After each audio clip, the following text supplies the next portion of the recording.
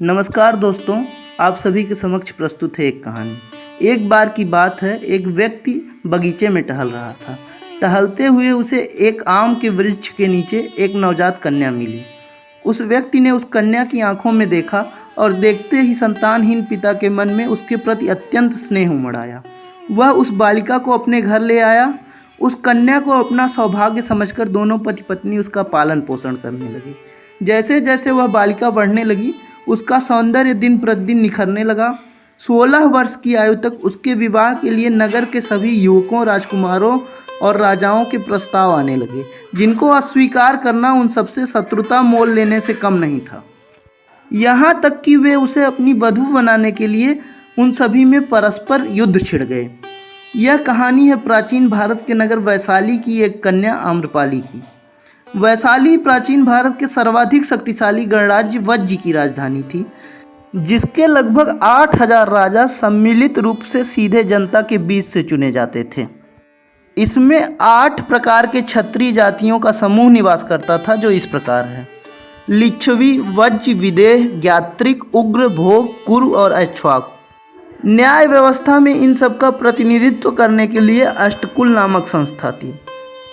इस प्रकार वैशाली अपनी अनेकता में एकता के लिए प्रसिद्ध था, और इसी एकता और अखंडता के कारण वह इतना शक्तिशाली और समृद्ध नगर था। इस एकता का कारण यह था कि किसी ने भी वैशाली के संविधान पवेड़ी पोथक की अवहेलना करने की कोशिश नहीं की थी। परंतु क्या यह एकता इतनी कमज़ोर थी कि वह एक स्त्री के सौंदर्य के आगे तिनकों की तरह बिखर जाने को प्रस्तुत थी? या फिर वैशाली को संचालित करने वाले संविधान में ही यह खोट था, जिसमें यह उल्लिखित था कि राज्य की सबसे सुंदर कन्या को स्वेच्छा से विवाह करने की अनुमति नहीं होगी, बल्कि उसे जनपद कल्याणी बनना हो? अथवा यह आम्रपाली का अप्रतिम सौंदर्य था कि ज्ञात्रिक कुल के राजकुमार की तरह अनेक लोग उसकी एक झलक पाने के लिए उसके आवास के पास महीनों भर विक्षिप्त पड़े रहे? जो भी हो, इन विवादों को सुलझाने के लिए यह मामला अष्टकुल के समक्ष प्रस्तुत किया गया, जहां संस्था ने सर्वसम्मति से यह फैसला सुनाया, क्योंकि यह कन्या सौंदर्य, नृत्य, गायन, वाक्पटुता और प्रस्तुति में अद्वितीय है। इस कारण इसके पिता को इसका विवाह करने की अनुमति नहीं है, अपितु इसे जनपद कल्याणी घोषित किया जाता है। इस घटना से कुछ प्रश्न मन में उठते हैं। पहला, क्या आम्रपाली में इतने लोगों का विरोध और संविधान का उल्लंघन करने की ताकत नहीं थी, अथवा उसने माँ वैशाली की एकता के लिए अपनी अस्मिता की बलि दे दी? दूसरा, क्या जनता को जनार्दन अर्थात भगवान मानना उचित है, क्योंकि यह फैसला सर्वसम्मति से लिया गया था? वैशाली में चल रही इस घटना पर पड़ोसी राज्य मगध के राजा बिंबिसार की भी नज़र थी। बिंबिसार सीधा आक्रमण करके यह जान चुके थे कि इस प्रकार से वैशाली को मगध का अंग बनाना आसान नहीं था। आम्रपाली में उन्हें यह आशा दिखी कि इसके जरिए ही वैशाली की एकता को खंडित करके अपनी महत्वाकांक्षा पूर्ण की जा सकती है। वह श्रेष्ठी अर्थात व्यापारी के वेश में उससे मिले, परंतु बिंबिसार उसके प्रेम पास से बच ना सके। दोनों के बीच प्रेम इस शर्त पर हुआ कि मगध वैशाली पर आक्रमण नहीं करेगा। यह आम्रपाली के रूप का जादू ही था जो वैशाली को कुछ समय के लिए सुरक्षित रख सका। बिंबिसार आम्रपाली से इतने प्रभावित हुए कि उन्होंने मगध में भी नगर वधू जैसी प्रथा चलाई। सालवती को मगध की नगर वधू घोषित किया गया। सालवती ने गुप्त रूप से एक पुत्र को जन्म दिया, क्योंकि यह उसके व्यवसाय के लिए घातक था, अतः उसने बालक का परित्याग कर लावारिस छोड़ दिया। राजकुमार अजातशत्रु वहाँ से गुजरा। उसने बालक को राज्याश्रय दिलाया। यही बालक आगे चलकर जीवक के नाम से विख्यात हुआ। वही जीवक जिन्होंने चिकित्सा को नई ऊंचाइयां प्रदान की और बुद्ध के व्यक्तिगत चिकित्सक नियुक्त हुए। यहाँ प्रश्न यह भी उठता है, क्या नगर वधू जैसी प्रथाएं उचित थी, जो जीवक जैसे न जाने कितने बालक बालिकाओं के परित्याग व दुर्भाग्य का कारण थी? चलिए लौटते हैं अपनी मूल कहानी की तरफ। एक बार गौतम बुद्ध अपने शिष्यों के साथ वैशाली के कोटि ग्राम आए। इसी समय एक भिक्षु आम्रपाली के द्वार पर भिक्षा हेतु पहुंचा, तो वह उस पर मोहित हो गई। उसे खुद के सौंदर्य पर इतना विश्वास था कि उसे लगा भिक्षु उससे प्रभावित हुए बिना न रह सकेगा, परंतु भिक्षु के चेहरे पर कोई भाव न था, उसके मुख पर चिरकालीन आनंद था। इसके बाद आम्रपाली ने उसे अपनी तरफ आकर्षित करने का प्रयास किया, परंतु यह निरर्थक रहा। यह उसके अहम पर चोट थी, अतः अब उसने यह निश्चय किया कि वह उस भिक्षु को पराजित करके ही शांत होगी। उसने भिक्षु से वर्षा के 4 मास तक अपना आतिथ्य ग्रहण करने का आग्रह किया।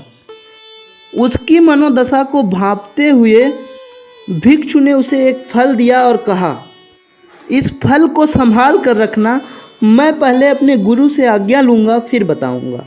वह बुद्ध के पास पहुँचता उससे पहले ही वहाँ अनेक भिक्षु ईर्ष्यावश उसकी बुद्ध से शिकायत कर रहे थे। जैसे ही उस भिक्षु ने अनुमति मांगी, बुद्ध ने हाँ कर दी। सब लोग सन्न थे, क्योंकि यह कोई मामूली घटना नहीं थी कि तथागत बुद्ध एक भिक्षु को एक वैश्या के पास 4 माह तक उसके निवास स्थान पर रुकने की अनुमति दे रहे थे। बुद्ध ने कहा कि मैंने अपनी शिष्य की आंखों में परम संतुष्टि का भाव देखा है, उसकी कोई इच्छा शेष नहीं रही है।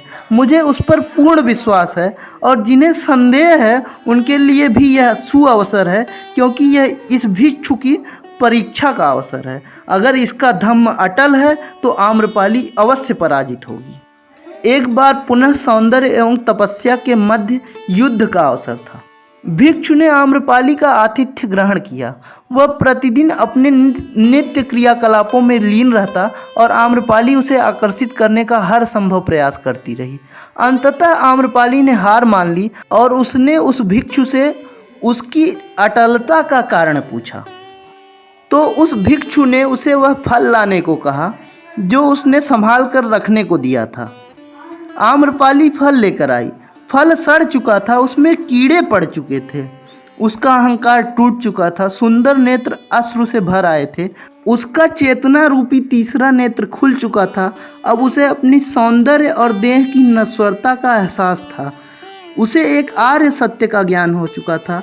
उसके कदम स्वतः बुद्ध की ओर बढ़ने लगे और अनायास ही मुंह से निकलने लगा, बुद्धं शरणं गच्छामि, धम्मं शरणं गच्छामि।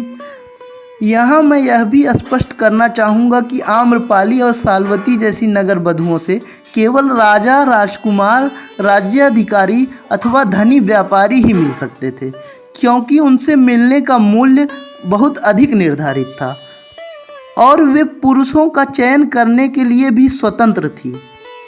परंतु महाजनपद कालीन इतिहास में अनेक नगर बधुओं जैसे सामा, सुलसा, काली का नाम आता है, जिनकी स्थिति आम्रपाली से भिन्न और अत्यंत हेय थी।